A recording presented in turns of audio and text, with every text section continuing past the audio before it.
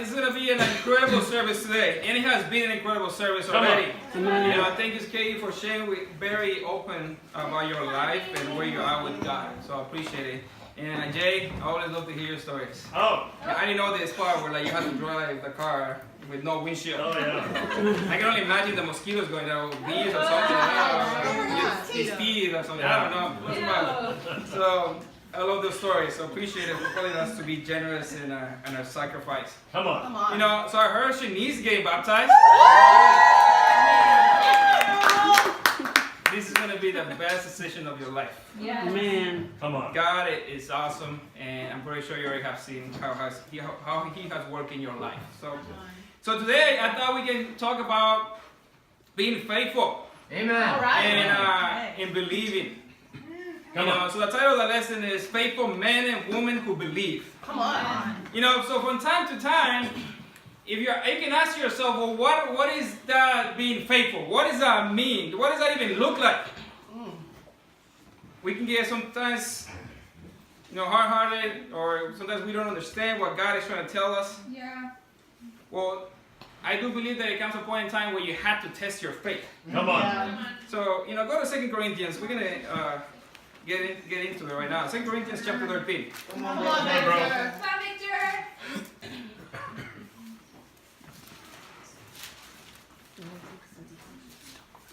2 Corinthians chapter 13, verse 5. This is Paul speaking. It says, examine yourselves to see whether you're in the faith. Oh, come on. That's a great test right there. Test yourself. Do you not realize that Christ Jesus is in you unless, of course, you fail the test?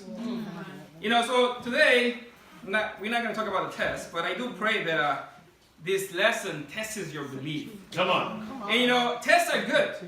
Yeah. You can when you're being tested, whether you're in school or at work or just by life, you hate it. I remember in high school had to study really hard the night before for those tests. It stresses you up, and it just gets hard. Now, but I do believe that testing is good. Sure. Yeah. Now, think about it. You don't want somebody who's blind driving a car in the streets. That's true. Good point. Right? Right. Good point. So this is why the DMV decided, hey, we need to test people's visions. Okay.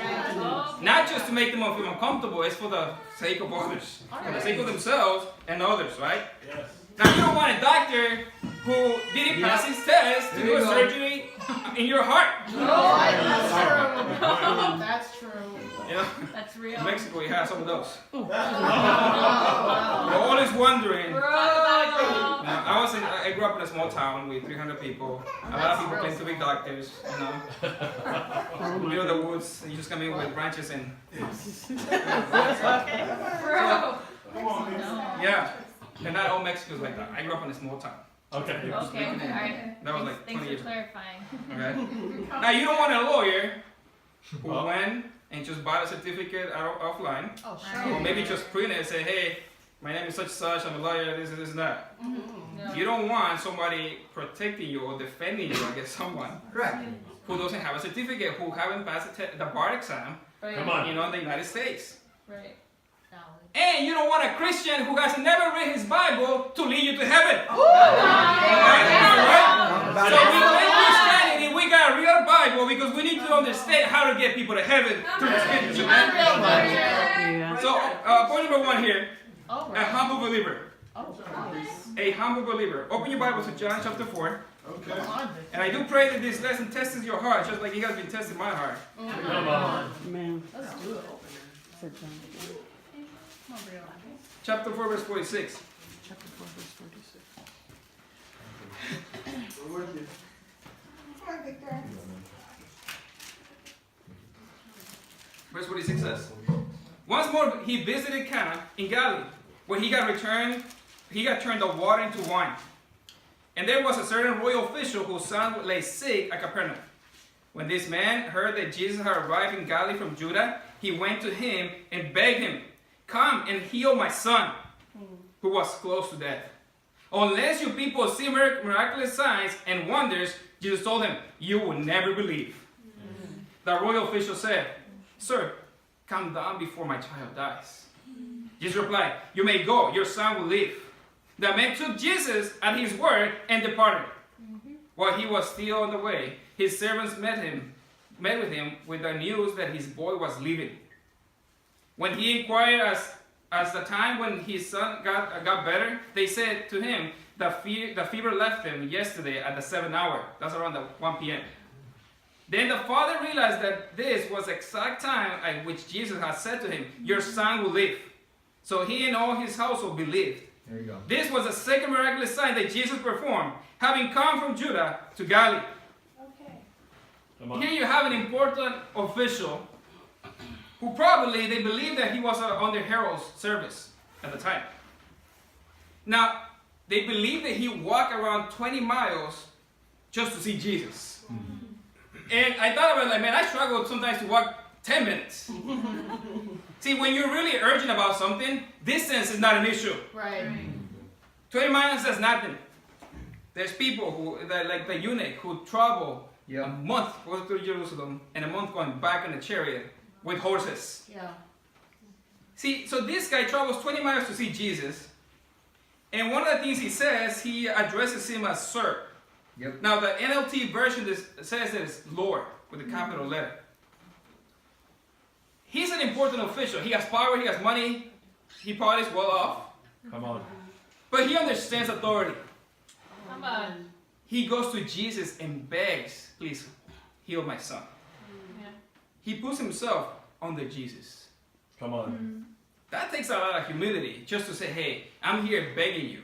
Yeah. I'm an important official, and I'm begging a guy who is walking around healing people that I don't know nothing about. All I know is that you're healing people, and I need you to heal my son." Come on. See, I believe that this man's son was saved because of the power of Jesus, but also because of the power of humility. Okay. Yep. He understood my royal possessions, my royal power, and my money are not going to heal my son. Yeah. I need to tap into the real power here, and that's Jesus. Come on. Yeah, Victor. yeah. Isn't it true that when we are humble Come on. and we humble ourselves before Jesus, is that true that we see the most amazing miracles happen? Yep. Yeah. Yeah. Because we humble ourselves before the real power, Come on. the creator of the universe, the stars and the sun. You know, we often, me and my wife, we see this in our lives. When we're not being humble, God's hand is on us. Yeah. But when we are humble, He blesses us. Now, we don't get humble because we want a blessing. Right. We get humble because of lifestyle. Yeah. Now, you know, I saw this when you see my baby Noah, Come on. you know, who Maritza's holding, I think. I'm holding. Oh, my wife. When we find out we were pregnant, you know, you go to a doctor and they do all these tests and, you know, to prevent any disease or whatever. They tell you how's your baby and this and that. So I remember, I won't forget this. It was around noon. We went to the doctor, and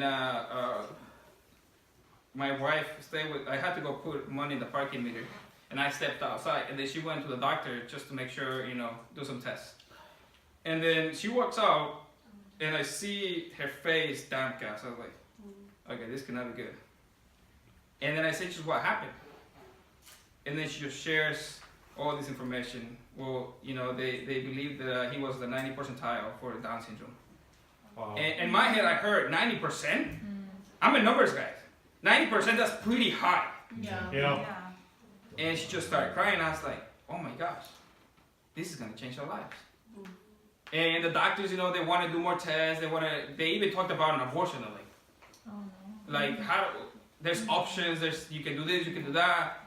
And again, I heard the number. I was like, I didn't hear anything else. Yep. All I heard is the number. I was like, this is big. Yeah. And you know, but we went through something similar with Isaac, where they exaggerated or they said something, and it just made me freak out. So hearing this, I was like, you know what? I gotta take Jesus at His word. Come on. And I humbled myself. I got on my knees, and I begged God for my son. Come on. And I remember saying, God, let it be Your will. Yep. Whatever happens to my son, You love him more than I love him. Yep. Wow. Yeah. And I took him at His word. And I prayed. And I went out to share my faith and be in studies. Come on, Victor. See, a lot of times we can pray and we just stand there because we don't like the answer.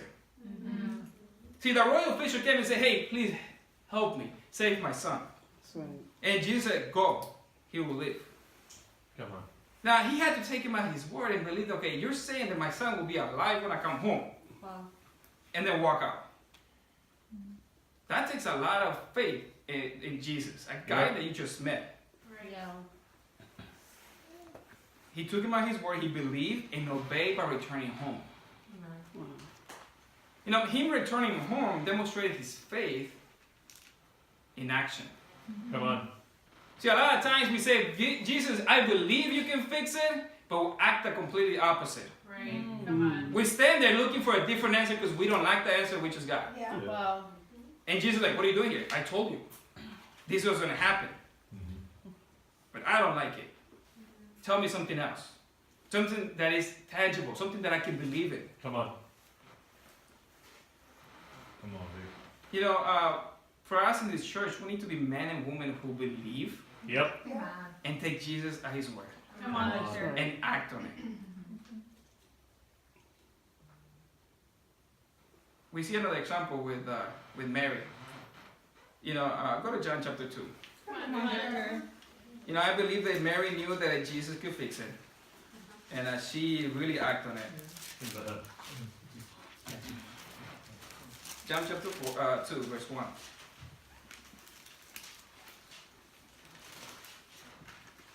And obviously, you know this miracle, the water turns into wine. Yeah. And it's not turning into wine here, so. Are you sure? It's water. It's water. Good, take you at your word. Yeah, take you on my word here. Chapter 2, verse 1 says, on the third day, a wedding took place at Cana in Galilee. Jesus' mother was there, and Jesus and his disciples had also been invited to the wedding. Come on, my brother, let's just, you know, don't run out of wait, or water or something. When the wine was gone, Jesus' mother said to him, they have no more wine. Dear woman, why do you involve me? Jesus replied, my time has not yet come. His mother said to the servants, do whatever he tells you. Come on. Verse 6. Nearby stood 6 water jars, and the kind used by the Jews for ceremonial wash, each holding from 20 to 30 gallons. Jesus said to the servants, fill the jars with water, and they filled them to the brim. Verse 8. Then he told them, now draw some out and take it to the masters of the banquet. They did so. And the master of the banquet tasted the water that had been turned into wine. He did not realize where it had come from, though the servant who had drawn the water knew. Then he called the bridegrooms aside and said, everyone brings out the choice wine first, and then the cheaper wine after the guests have had too much to drink. Smart guy, I guess. But you have saved the best till now. Okay, let's stop right here. Obviously, we know this. What happened here. Now, when I first read this passage, the first time I opened the Bible, and they showed me this passage, I thought, well, Mary was a very bossy woman. She's very demanding. She didn't respect Jesus' decision here. If you think about it, it's like, wow. Yeah, he said no. But he said, why do you involve me? Kind of like, it's not my time yet. Just wait. Mm. But then you read it, it says, she ignores it, says, hey, whatever he tells you to do, you do it. Come on. Oh. She's a mom. Come on. And, but we got to keep in mind something. By this time, Joseph was already gone. Who's Yep. dead? Yes. Okay? And Jesus was already in his 30s. Okay? So, who's the man of the house now? Jesus. Jesus is the man of the house. So what does that mean? It means that this was not the first time that Mary asked Jesus to fix it. Oh. Yeah. Okay? Hey, that chair is broken. Fix it. Please. We need a table. Okay. We need this, we need that. Because Jesus at this time was already taking charge of the family. Amen. For being the firstborn. Come on, Victor. So it wasn't unnatural for Mary to come to Jesus for help. Come on. See, Mary was not asking for a miracle. She just thought, hey, I know Jesus can fix it. I don't know what he's going to do. And maybe she was just hoping, hey, go to the neighbor, find some wine and bring it here. Right. That was probably what she was thinking. She probably didn't expect a miracle like this. Maybe, I don't know if we know that she knew where the wine came from. The Bible is silent. I don't know. Now, she didn't know what Jesus had in mind, but she still believed that Jesus could fix it. Right. See, a lot of times we bring the problem to Jesus. We don't know how he's going to fix it. And that's it. That's okay.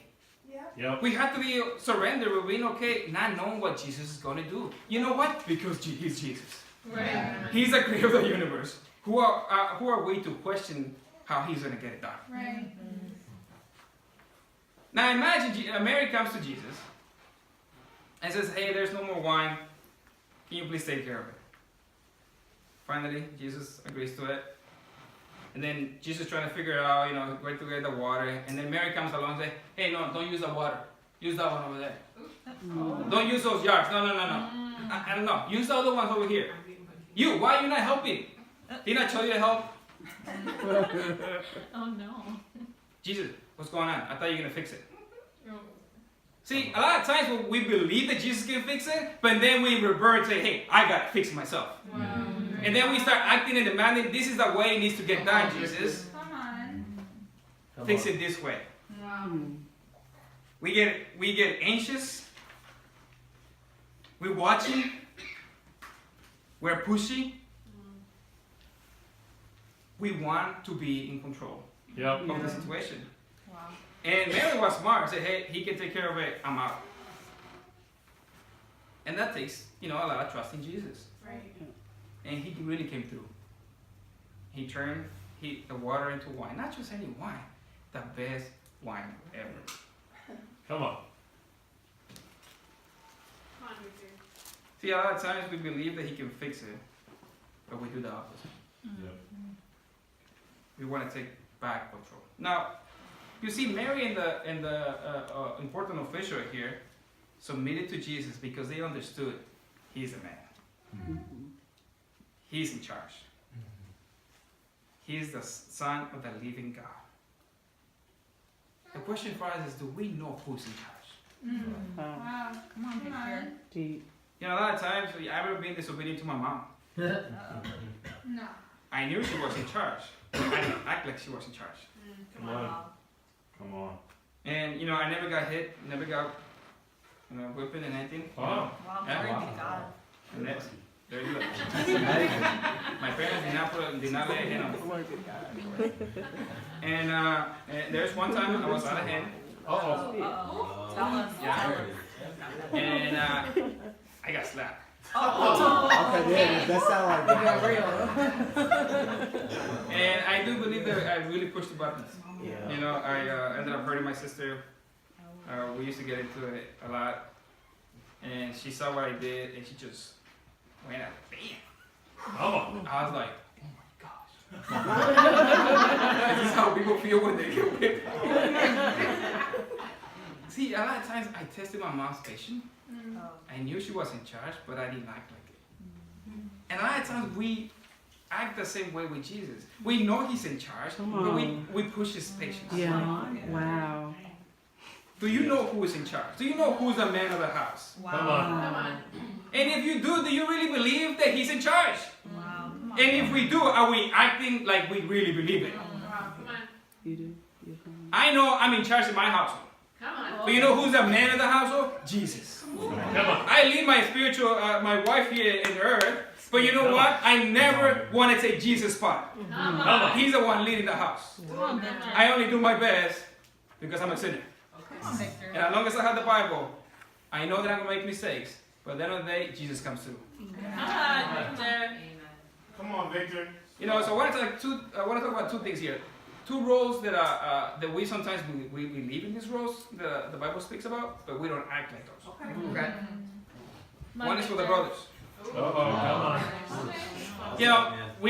I believe, biblically speaking, that the man should lead. Come on. Okay. Come on. And when I first got married, Uh-oh. Talk about it. Come on. Come on. Jay Mark can tell you, our first year of marriage was not glorious. Okay. I'm with you, brother. It was rough. Come on, Bill. But I changed it. You know, there was times where, like, you know, my wife will share with this with you, where maybe she wasn't acting very spiritual. He's telling me all. And somehow in that detail, she came back to me. I was like, how is it my fault that she's acting unspiritual? Oh. And then Jay would say, she's your responsibility. Oh.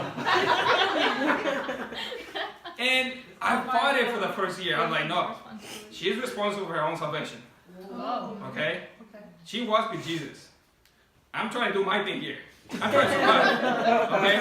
But see, I came from a very single-minded perspective. Yeah. And here you're trying to put two singles to work together? Yeah. Challenging. Yeah, challenging. Come on. Okay? But, you know, my relationship didn't get better until I realized, you know what, I need to take responsibility. I lead, she follows. Come on. So, you know, for the brothers, we believe that God has set us to lead. We believe it. We say it out loud. But sometimes we don't act like we are really leading the sisters. We don't encourage them. We don't think about them. We don't take them on dates. Come on. Okay? It's easy. Anyone can come up here and give orders. Do this, do that. That doesn't mean you are really leading. Correct. You have to do it from the heart. Come on, Victor. You have to protect the sisters. You know, I have incredible relationship with sisters. Yes. I love my wife, she's my best friend, but I also understand that sisters will need a big brother. Right. And I embrace that. Come on. And my wife can tell you, I have very deep relationship with sisters. I protect them, I look after them because they're my sisters. Amen. Come on, Victor. So brothers, I want to encourage you. I'm going to challenge you to lead the sisters with humility Come on. and with Jesus. And understanding, you're only God's servant. You're not the Lord. Yeah. You're God's servant. Now for the sisters. Come on. What's up, Victor? Preach that, bro.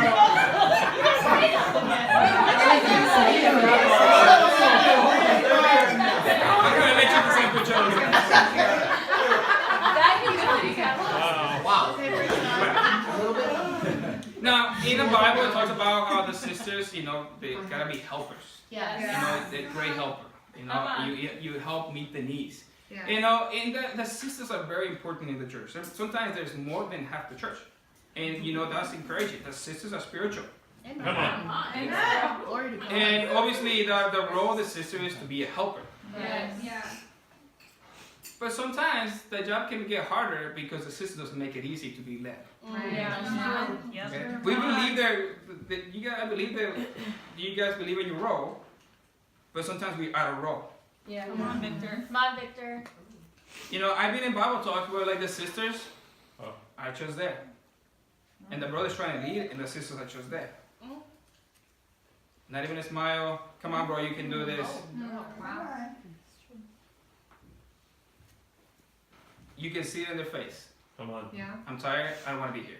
Come on. Come on. Well, join the crowd. We're all tired here. We work a long day, and we still gotta come and give. Come on, It's not time to Victor. drop our cross. Come on, Victor. See, for me, I believe that now it's easier to leave my wife because I embrace my role, but I believe that she has embraced her role and she allows me to lead her. Come on, Come Mark. on. You know, sisters, if you make it easy for the brothers to lead you, the leadership will be a joy. Come on. I believe that not a lot of brothers want to go in leadership position because they are afraid of leading the sisters. Come on. And that should never be the case. Come on. Come on. And we need forceful women. Oh, amen. We need that. But we need forceful men as well. And we need to understand what is our role in the church. Come on. Come on, Victor. Let's be quick to encourage, not quick to judge. Yes. Let's be quick to give hugs and encourage our brother to lead us. Come on. Let's not be quick to destroy him. Come on. Let's build him up because that's the man that God has put in your life today to lead you. Come on, Victor. So we need to believe in our roles, embrace them, really believe them, and act them. Because if we believe but we don't act, nothing's gonna change. Wow. That's right. Point number 2 here. Come on. This is awesome. Come on. Come on, Victor. Believe in saving the souls. Come on. Come on. Believe in saving souls. Let's go to Luke chapter 5. Yes. Come on, Vic. Come on, Victor, this is awesome.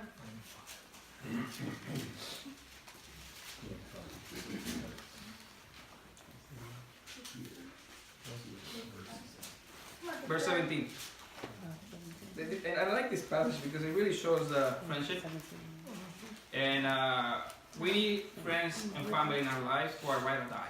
Yeah. Who are willing to say how it is in love. Come on, Shady. Yeah. Verse 17 says, one day as he was teaching Pharisees and teachers of the law, who had come from every village of Galilee and from Judah and Jerusalem, were sitting there. And the power of the Lord was present for him to heal the sick. So men came carrying a paralytic on a mat and tried to take him into the house to lay him in front of Jesus. When they could not find a way to do this because of the crowd, they went up the roof and lowered him on his mat through the tiles into the middle of the crowd, right in front of Jesus. Verse 20. When Jesus saw their faith, he said, friend, your sins are forgiven. Let's stop right here. I like this passage. I want friends like that.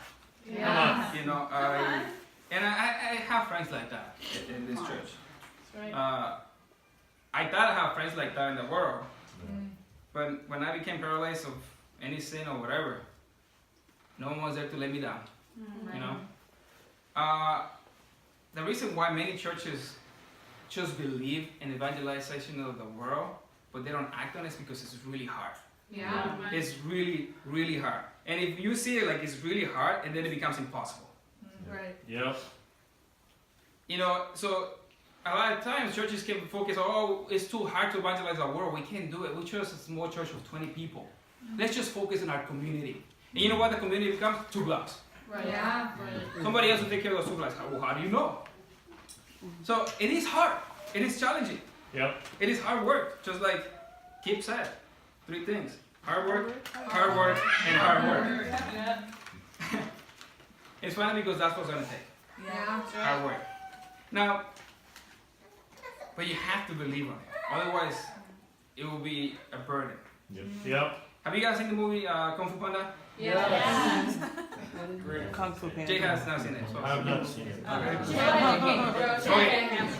Okay. If you have, obviously, my eyesight gloves Kung Fu Panda right now. Yeah. He's at the place where he's wants to kick people and when he sees the fighting and everything, he's like jumps on the floor and rolls over and does all these things.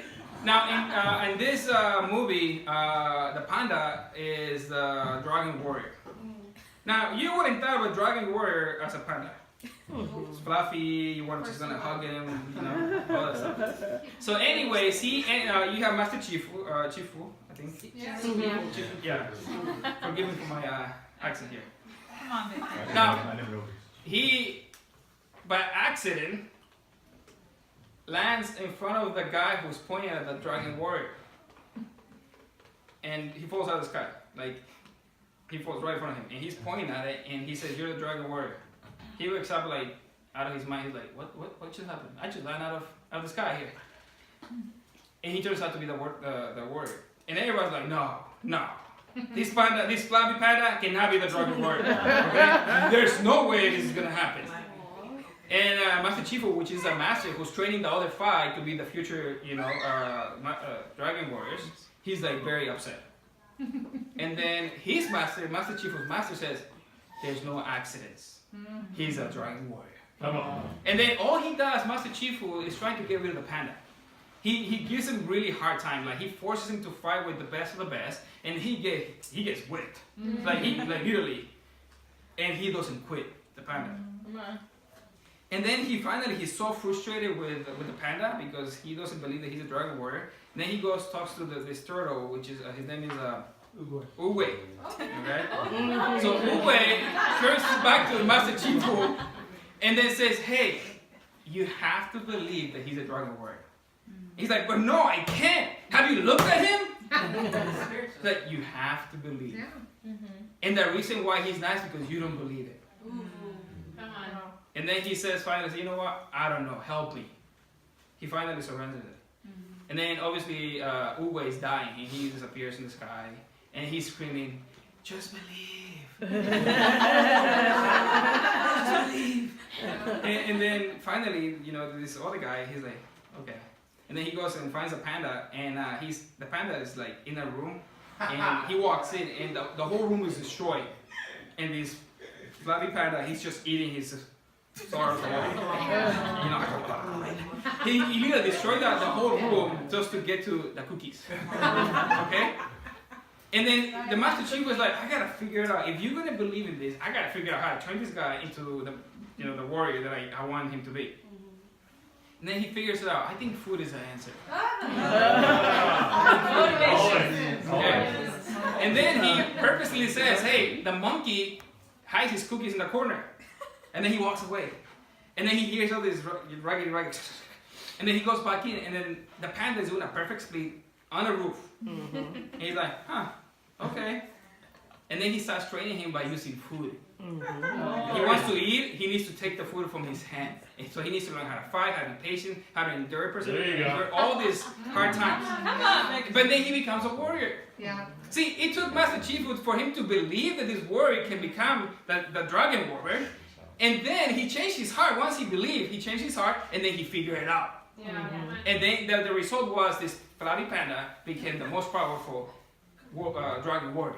Come on. Incredible at the end. You gotta see this movie. Yeah. So why am I sharing all this? Come on, tell us. Because if you don't believe, your heart will never get there, and your actions will never be there. There you go. Come on. Yes. Now, in verse 19, it says this man, these 4 friends, were carrying him to see Jesus. And they literally couldn't do it. And they couldn't just say, you know what, hey bro, we love you, we want to do this, but it's not going to happen today. Let's come back tomorrow. Let's just do it tomorrow. Right? But no, they figured it out. Come on. I love you, I'm going to take you off the roof, we're going to bring you down, and I don't know what's going to happen down there, but you're going to come out of there walking or something. But see, if you think about it, it takes a lot of thought process here. Okay, how are we going to get this guy in front of Jesus with all these people around here? To the roof. It takes strength. You got to lift him up, put him in there, hoping that the guy doesn't tilt and falls over. Come on. Hopefully he doesn't land on somebody's head. I don't know. But they finally get him, and what are the chances that he lands in front of Jesus? Wow. Right in front of the man who's in charge. And he gets healed. See, he didn't get healed because of his faith. He got healed because of the 4 friends. That's right. Wow. Come on, Victor. You see that? Yep. See what's going on here? See, a lot of times, people's faith is not there, Correct. but your faith is what's going to help them get healed. Yeah. Wow. Come on. But see, we are sometimes quick to give up on people who fights back. Oh, he's not open. I tried calling him, texting him. He doesn't return my calls. And we are quick to dismiss him. Now, I do believe that this church doesn't do that. Come I on. do believe that we invest in people. Yeah. We give our best. Come on. But there have been times where like we have dropped the ball and not given our heart. Yeah. You know, for us, we're gonna find some people who are spiritually paralyzed, who they need to be put in a mat, be dragged, put them down the roof to bring them before Jesus. Yeah. Come on. That's us lowering them in the waters of baptism. Yeah. What's gonna happen after baptism? We don't know. All we know is they're gonna be saved. Whatever Jesus does after that, that's up to Jesus. Our job is to bring them into the waters of baptism. Come on. Right, man. Now, but we have to figure it out. What worked in New York is not gonna work in Milwaukee. That's right. What worked in Chicago is not gonna work here. That's right. Different crowd, different people, different mentalities, That's true. different lifestyle. Yeah. So we gotta rethink how we're gonna do this. Now, for me, I work 55 hours, Come on, Vic. and I travel from home to Duncan by myself in the car. Going back to home by myself in the car. So the only way I can share my faith is through my employees or sometimes customers. And I was like, this is not gonna work. Everybody knows here I'm a Christian. I invite everybody to church, but they all work Sundays. Okay? And they don't want to come. They're all like 20-year-olds, 19-year-olds, and they're like in a whole different world. So then I realized, okay, how am I gonna get people to come to church if I'm around the same people? Obviously, I'm not losing faith in them. I still I disciple them, like, yeah, I will talk to a Christian, I will talk to them at Dunkin'. And then sometimes they look at me weird, like, what the heck? you just help me with my budget?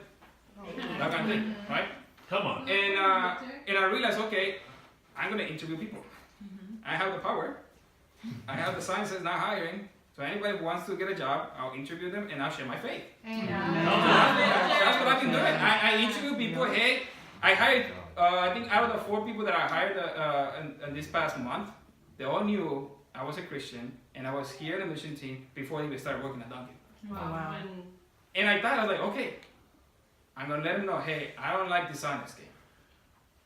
This is why I came here in the mission team. I'm just a Dunkin' Donuts manager on the side. I came here to make disciples. Come on. And I want to buy into my church.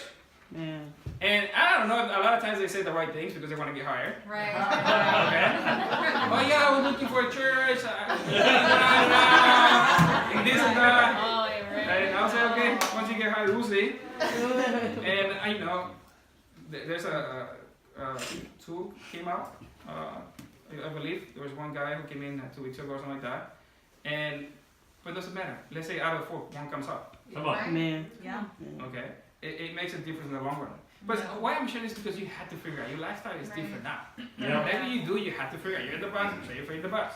Come on. You know, you're at work, find a way where you interact with people. I mean, sometimes you gotta just build the friendships. Yes. You Amen. just have to be a friend. They don't need someone to come and tell them how bad their life is because they already know it. Right. But they need someone to say, hey, what can I do to help? Right. A lot of times at Dunkin', all I say, hey, what do you want me to do to help you? And they're all teenagers. The oldest one is 26. I'm the oldest one. I'm 30. You're not there. Okay, bro. Come on, 30. I'm 30. And you know that I see their life and I share. I'm like, hey, there's more to your life. Come on. Come on. This is just the beginning. Right. You just gotta start right. And I don't give up on them. I don't look down on them. I tell them every day, I believe in you guys. Come on, Victor. I know you guys want to walk out of here doing better. You're gonna find a different job that is better. I'll let you go. I don't care. But you're gonna walk out of this Dunkin'. I tell them, you walk into the best Dunkin' Donuts in town. You're gonna walk out of a better woman. And they look at me like, oh, okay. What does that mean? Because I talk to them like I'm talking to a disciple. Yeah. You know, and my mind needs to change that. Like, this is future disciples. Yeah. If they don't make it now, maybe 3 or 4 years, somebody's gonna come along and they're gonna get it. But my job is to plant the seed. Whether it grows at that time, it's not up to me to decide. But I know God will make it grow sometime. Come on. Come on, Victor. Awesome. Now, I want to lift up, Jay. Come on, Jay. In 2 occasions, I was very surprised. One of them was when I was coming around. That was BC, before Christ here. And obviously, a brother shared with me, and he didn't rub me the right way. He came across right from area. And he asked me to study the Bible. I was like, no, not with you. and I just left the church. I came in for a devotional, walk away, didn't study. I just came to check it out with, at the time, my girlfriend, right? And I know this story behind, my baptism. But then one time this brother Jay was sharing it. And this brother said, yeah, when you came around, I told Jay you were not open, and I didn't call you. And then Jay told me, no, he's open, I'm going to get with him. And then shortly after, I met Jay at Triton College, where my girlfriend at the time, which became my ex-girlfriend that night because she broke up with me because she was going to get baptized. Come on. I was not having it. I got to meet this guy, I get to Bible talk, and I meet Jay.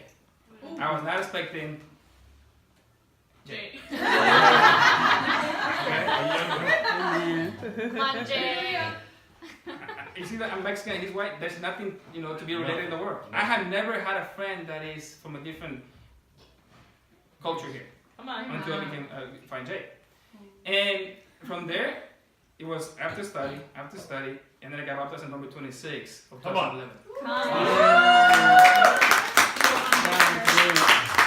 But see, Jay could have just, oh yeah, he's not open. Hey man, let it go. God will make him open.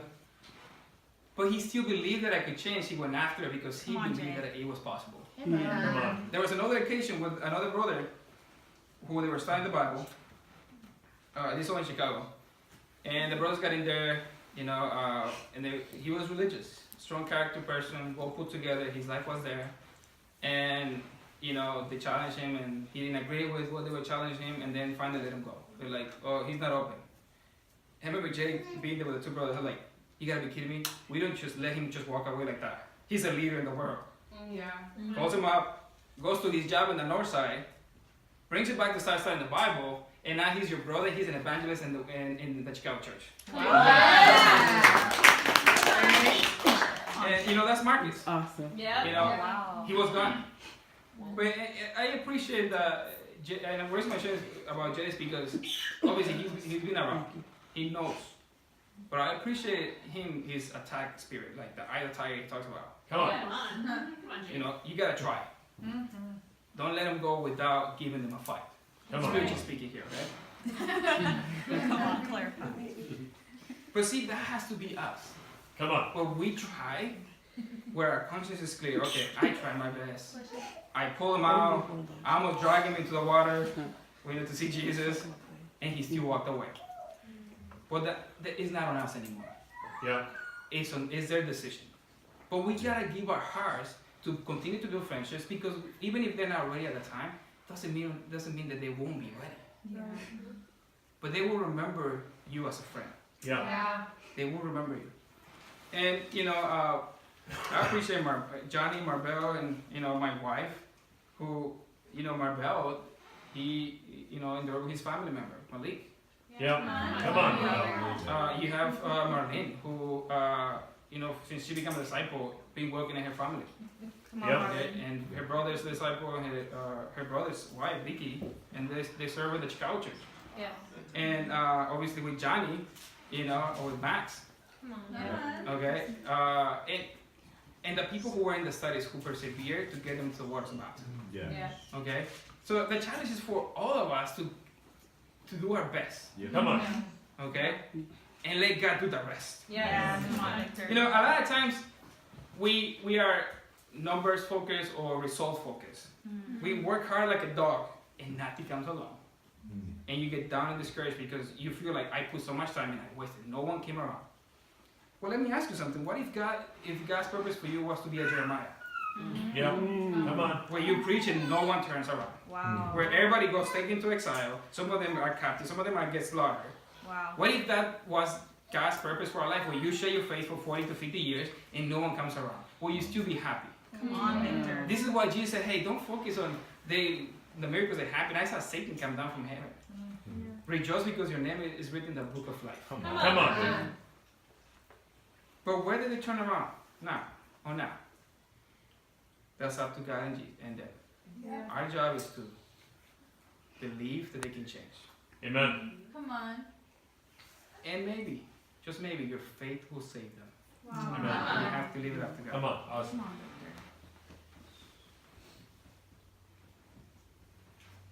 So today, we're going to see each other and give that blessing. Now, if you ask her, was it easy? Oh, come on. You ask the people who are being in her study, it wasn't easy. But today, we are all going to rejoice as family. Yeah. Because she's laying her life in front of Jesus. Yeah. And literally is turning into a new creation. Come on. All her sins walked away. It's a new baby, new creation. Yeah. Starting over. And sometimes we need for us to start over. So I want to leave you with a challenge here. Come on. And like I started with the first scripture, to test your faith, to test what you really believe. Humble yourself this week and test yourself. And ask yourself, do I believe? And ask yourself, why do you believe it? And ask yourself, am I acting in my belief, or am I just acting out?